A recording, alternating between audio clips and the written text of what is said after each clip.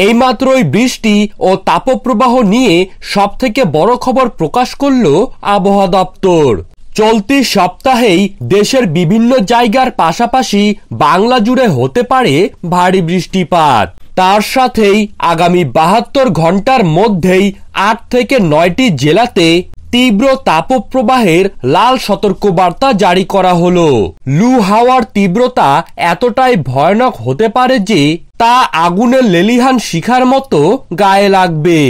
একদিকে তাপমাত্রার পারদ উঠে যেতে পারে 43 ডিগ্রি সেলসিয়াসের ওপরে, আবার অপরদিকে হতে পারে কালবৈশাখীর ঝড় বৃষ্টিপাত। তো চলুন জেনে নেওয়া যাক আজ এবং আগামীকাল বাংলার কোন কোন জেলার আবহাওয়া কেমন থাকতে পারে, তার সাথেই ঠিক কোন কোন জেলাগুলিতে ভারী বৃষ্টিপাত ও মাঝারি বৃষ্টিপাতের পূর্বাভাস রয়েছে, কোথায় কোথায় কালবৈশাখীর ঝড় বৃষ্টিপাতের দেখা মিলতে পারে এবং কোন কোন জেলাগুলিতে তাপপ্রবাহের লাল সতর্কবার্তা জারি করা হয়েছে।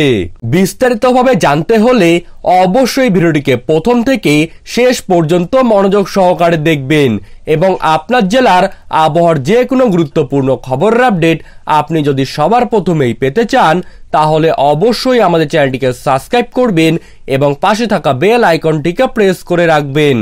তো চলুন এক নজরে দেখে নেওয়া যাক। আগামী 72 ঘন্টায় দিনের তাপমাত্রা আরো 2 ডিগ্রি সেলসিয়াস পর্যন্ত বাড়তে পারে, ফলে উত্তর ও দক্ষিণ 24 পরগনা, হুগলি, ঝাড়গ্রাম, পুরুলিয়া, বীরভূম ও বাঁকুড়ার অধিকাংশ জায়গায় হিট অ্যালার্ট জারি করেছে আবহাওয়া দপ্তর। পূর্বাভাসে বলা হয়েছে 30শে এপ্রিল, 1লা মে, 2রা মে এবং 3রা মে এই 4 দিন তাপমাত্রার পারদ 44 ডিগ্রি সেলসিয়াসের ওপরে উঠে যেতে পারে। অপরদিকে মে মাসের দ্বিতীয় সপ্তাহের মধ্যেই বাংলায় প্রবেশ করতে পারে বর্ষা, যার ফলে উত্তর পূর্ব অঞ্চল থেকে শুরু করে বাংলার সমস্ত জেলাগুলিতেই শক্তিশালী বজ্রসহ কালবৈশাখী ঝড় ও ভারী বৃষ্টিপাতের সম্ভাবনা রয়েছে। বাংলাদেশের আবহাওয়া রিপোর্ট অনুযায়ী চট্টগ্রাম ও সিলেট বিভাগের 2-1 জায়গায় অস্থায়ীভাবে ঝড়ো দমকা হাওয়া সহ বজ্রবৃষ্টি হতে পারে আজ এবং আগামীকাল, এবং কোথাও কোথাও হতে পারে বিক্ষিপ্তভাবে শিলাবৃষ্টিপাত।